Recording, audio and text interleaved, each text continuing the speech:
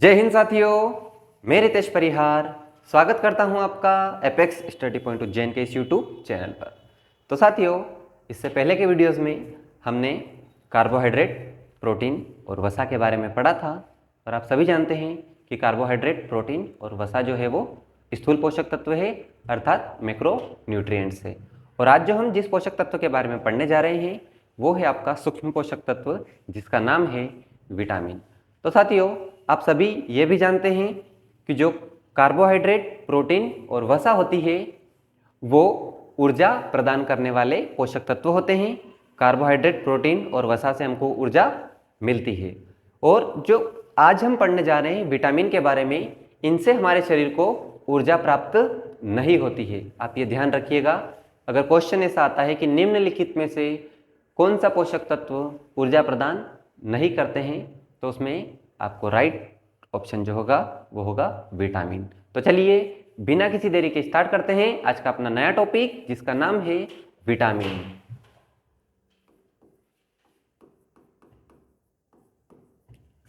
अब साथियों, जो विटामिन होते हैं इनमें क्रियात्मक ग्रुप होता है, क्रियात्मक समूह, जिसका नाम है एमाइन। एमाइन ग्रुप या अमीनो समूह। ठीक है, ये याद रखिएगा। तो जो विटामिन्स होते हैं ये कार्बनिक यौगिक होते हैं। आप ध्यान रखिएगा, विटामिन क्या होते हैं? विटामिन कार्बनिक यौगिक होते हैं। कार्बनिक यौगिक होते हैं और ये हमारे शरीर को ऊर्जा प्रदान नहीं करते। ये हमारे शरीर को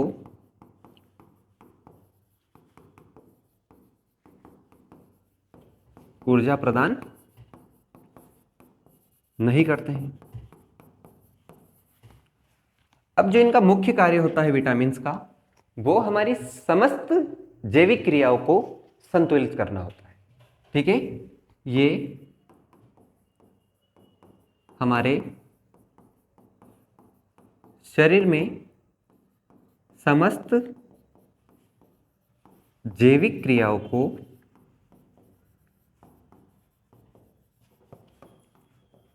संतुलित करते हैं। याद रखिएगा।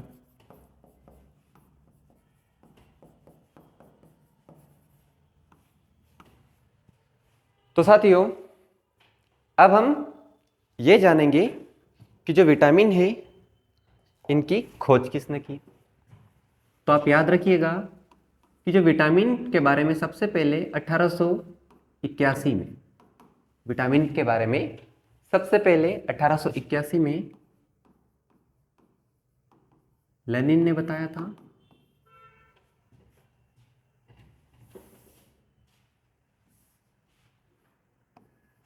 विटामिन के बारे में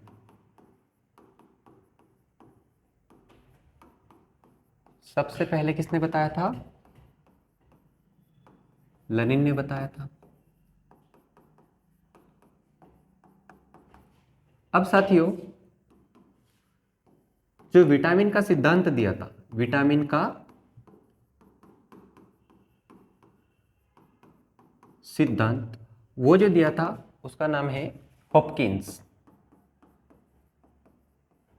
ठीक है, हॉपकिंस ने क्या किया था? विटामिन का सिद्धांत दिया था। अब 1912 में नाम याद रखना, कैसिमर फंक। ठीक है, महत्वपूर्ण है। 1912 में कैसिमर फंक ने विटामिन की खोज की थी। विटामिन की खोज किसने की थी? कैसिमर फंक ने 1912 में की थी। ये बहुत बार परीक्षा में पूछा गया, तो तीनों में कंफ्यूज मत होना। सबसे पहले किसने बताया था? 1881 में लेनिन ने बताया था। और विटामिन का सिद्धांत किसने दिया? हॉपकिंस ने, और विटामिन की खोज किसने की, वो की थी फंक ने, कैसिमर फंक ने 1912 में की थी। चलिए अब हम जानते हैं विटामिन के प्रकार के बारे में। तो साथियों, विटामिन जो है वो दो प्रकार के होते हैं। कितने प्रकार के? दो प्रकार के। इनको दो कैटेगरी में कैटेगराइज किया गया है। एक है वसा में घुलनशील विटामिन, और जो दूसरे होते हैं वो है जल में घुलनशील विटामिन। जल में घुलनशील विटामिन।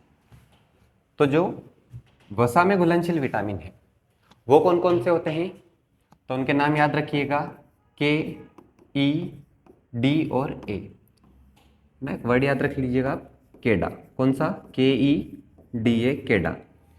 यानी कि ये जो विटामिन हैं, विटामिन के, विटामिन ई, विटामिन डी और विटामिन ए, ये कैसे विटामिन है? तो वसा में घुलनशील विटामिन है। अब इसी के साथ अगर बात करें कि जल में घुलनशील विटामिन कौन कौन से होते हैं, तो विटामिन बी और विटामिन सी। विटामिन बी और विटामिन सी जो है ये कैसे विटामिन है? जल में घुलनशील विटामिन होते हैं। चलिए साथियों आगे बढ़ते हैं। उससे पहले मैं आपको ये बताना चाहूँगा कि जो वसा में घुलनशील विटामिन है ये हमारे शरीर में यकृत में, यकृत यानी कि लीवर में संचित रहते हैं। लीवर में संचित या संग्रहित, ठीक है, लीवर में संग्रहित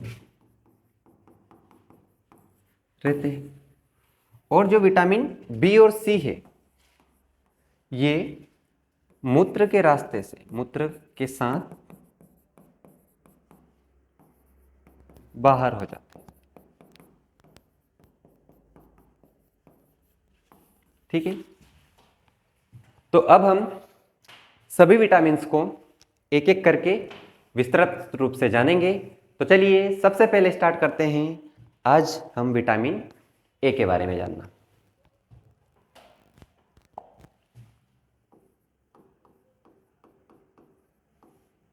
विटामिन ए। अब साथियों एक महत्वपूर्ण बात ध्यान रखिएगा कि जितने भी हम विटामिन पढ़ेंगे उन सब के हमको रासायनिक नाम सबसे पहले जानना है, क्योंकि सबसे महत्वपूर्ण होता है एग्जाम के पर्पज से कि सभी विटामिन के रासायनिक नामों को जानना। तो जो विटामिन ए है इसका रासायनिक नाम है रेटिनॉल। विटामिन ए का रासायनिक नाम क्या है? रेटिनॉल। और साथियों एक महत्वपूर्ण बात यहां पर यह है कि जो रेटिनॉल है ये विटामिन ए को जिसने नाम दिया उसका नाम है पॉल केरर, ठीक है। याद रखिएगा कि विटामिन ए का रासायनिक नाम रेटिनॉल किसने दिया था? तो वो दिया था पॉल केरर ने, ठीक है। चलिए अब जो विटामिन ए है ये हमारे शरीर में प्रतिरोधी क्षमता को बढ़ाते हैं। विटामिन ए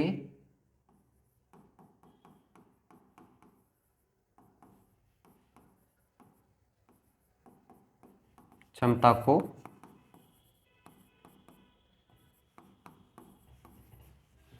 बढ़ाते हैं। इसी के साथ अगर मैं बात करूं तो जो विटामिन ए है वो डब्ल्यूबीसी के निर्माण में भी सहायक होते हैं। विटामिन बी, डब्ल्यूबीसी क्या होती है साथियों? WBC white blood cells. हमारे जो रक्त होता है उसमें दो प्रकार की ब्लड सेल्स होती है, वाइट ब्लड सेल्स और रेड ब्लड सेल्स। तो WBC का फुल फॉर्म क्या होता है? वाइट ब्लड सेल्स, और हिंदी में इसको कहते हैं श्वेत रक्त कणिकाएं। और जो दूसरी जो सेल्स होती है उसे कहते हैं RBC, यानी कि रेड ब्लड सेल्स। याद रखिएगा, हमारे रक्त में दो प्रकार की जो है कणिकाएं पाई जाती है, एक श्वेत रक्त कणिका और दूसरी लाल रक्त कणिका, WBC एंड RBC। तो vitamin B, vitamin A WBC के निर्माण में सहायक होता है।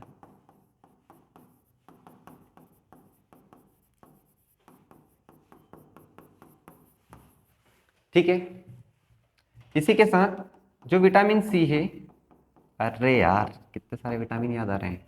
विटामिन ए हमारी आंखों की क्षमता बढ़ाने में सहायक होता है। मोस्ट इंपॉर्टेंट, आंखों की क्षमता बढ़ाने में सहायक होता है। तो साथियों, विटामिन ए का रासायनिक नाम रेटिनॉल किसने दिया? पॉल केरर ने। विटामिन ए प्रतिरोधी क्षमता को बढ़ाते हैं। इसी के साथ विटामिन ए WBC के निर्माण में भी सहायक होते हैं, वाइट ब्लड सेल्स के निर्माण में सहायक होते हैं। और जो विटामिन ए होते हैं ये हमारी आंखों की क्षमता को बढ़ाने में सहायक होते हैं। यानी कि आंखों से संबंधित जो बीमारियां होती हैं, जो भी रोग होते हैं, वो सब के सब विटामिन ए की कमी के कारण होते हैं। तो सबसे पहले हम हमारी आंख में जो सेल्स होती है उसके बारे में पढ़ेंगे। तो साथियों, हमारी जो आंख होती है उसमें दो प्रकार की सेल्स या कोशिकाएं पाई जाती है। ठीक है, अब जब हम आंख के बारे में बात करते हैं तो इसमें दो प्रकार की जो है कोशिकाएं होती है। कौन कौन सी? एक होती है शंकु कोशिका,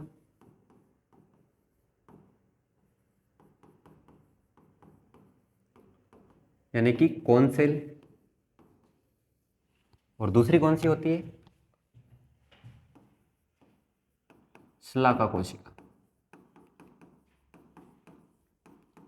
और इनको क्या कहते हैं इंग्लिश में? Rod cells. शंकु कोशिका क्यों कहते हैं? क्योंकि इनका आकार शंकु जैसा होता है। और शलाका कोशिका यानी कि ये लंबी रोड के जैसी होती है। ठीक है, अब साथियों, जो शंकु कोशिकाएं हैं ये प्रकाश के प्रति कम संवेदनशील होती है, कम संवेदनशील होती है।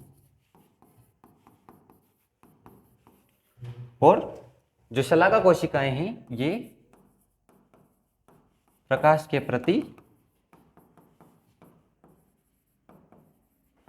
अधिक संवेदनशील होती है।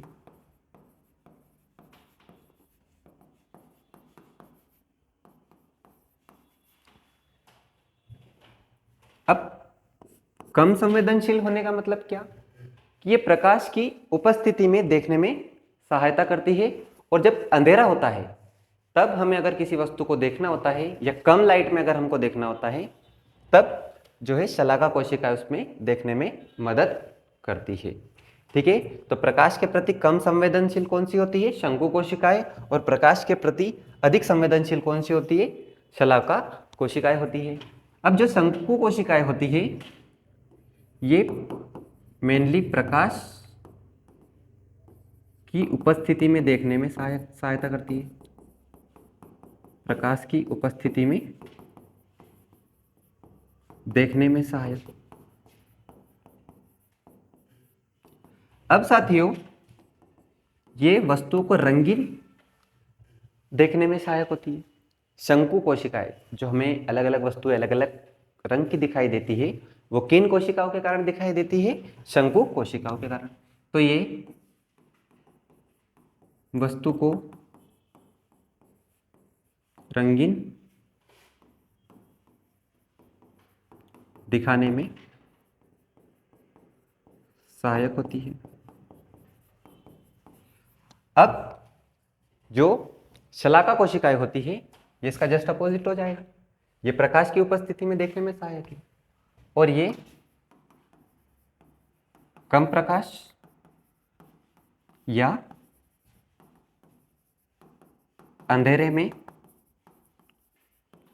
देखने में सहायक है।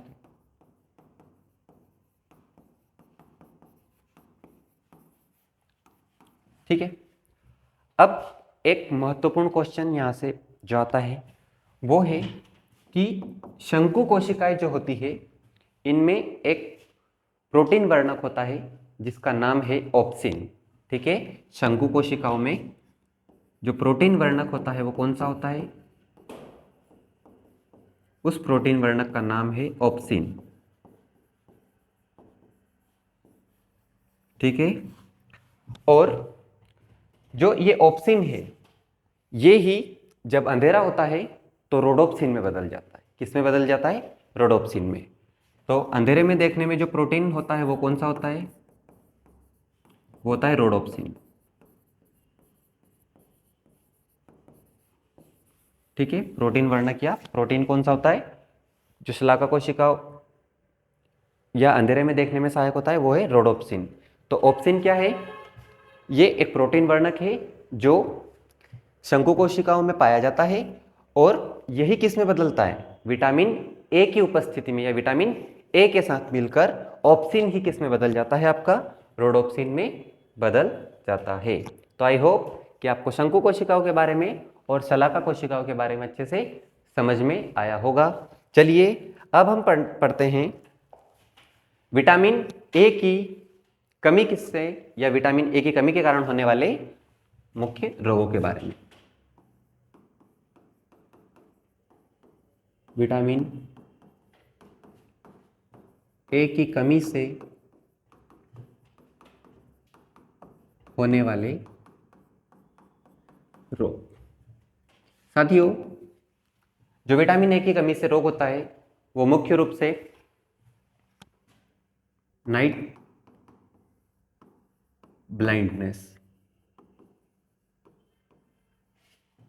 और नाइट ब्लाइंडनेस को क्या कहते हैं? रतौंधी। विटामिन ए की कमी से होने वाला रोग कौन सा है? रतौंधी होता है, जिसमें आंखों की क्षमता देखने की कम हो जाती है। अब साथियों, जो रतौंधी है इसका जो रासायनिक नाम है उसे कहा जाता है निक्टोपिया। क्या कहते हैं? सॉरी, रासायनिक नाम नहीं बोलेंगे इसको, इसे हम बोलेंगे वैज्ञानिक नाम, निक्टोपिया। ठीक है, तो रतौंधी का एक और नाम क्या है? निक्टोपिया है। दूसरा होता है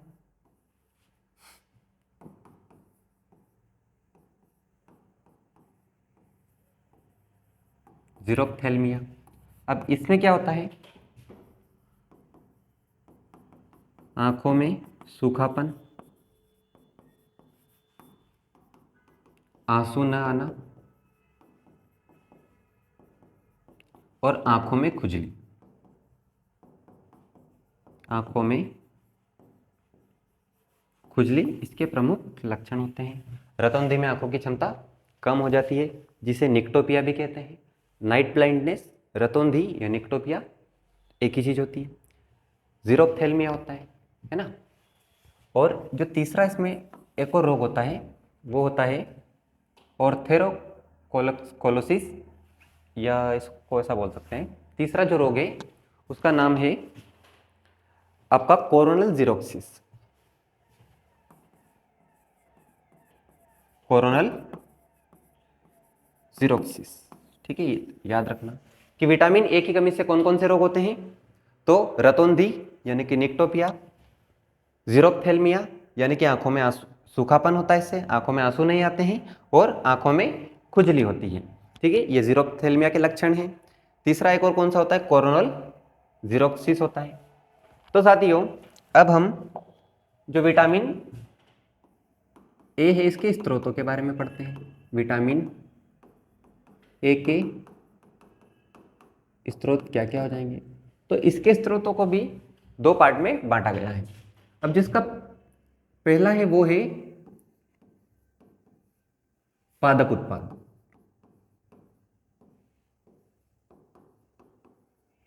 ठीक है।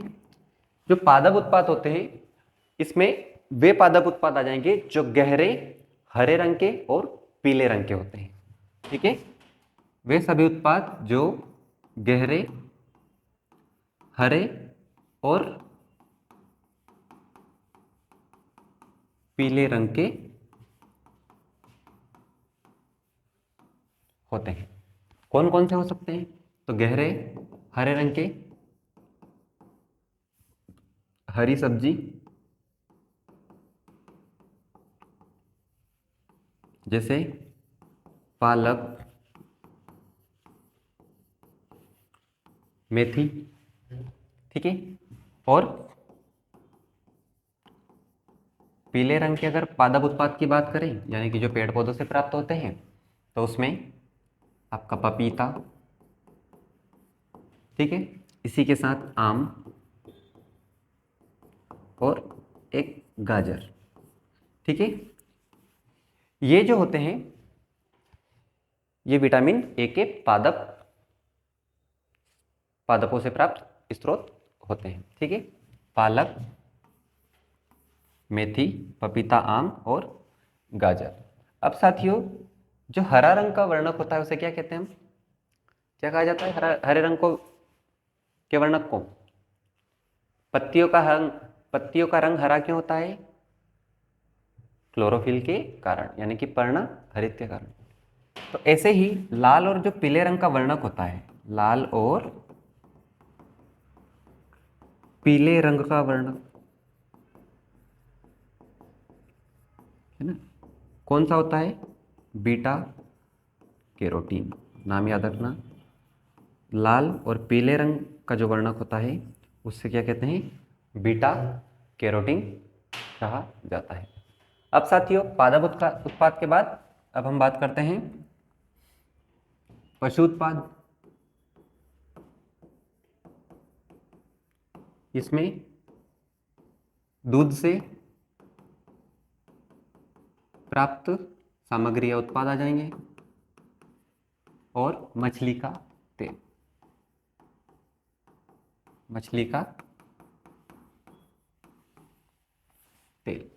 तो आई होप कि आपको विटामिन और विटामिन ए के बारे में काफ़ी सारी जानकारी प्राप्त हो गई होगी और आपको सारी चीज़ें अच्छे से समझ में आई होगी। चलिए मिलते हैं अगले वीडियो में जिसमें हम पढ़ेंगे विटामिन डी और विटामिन सी के बारे में। जय हिंद, जय भारत।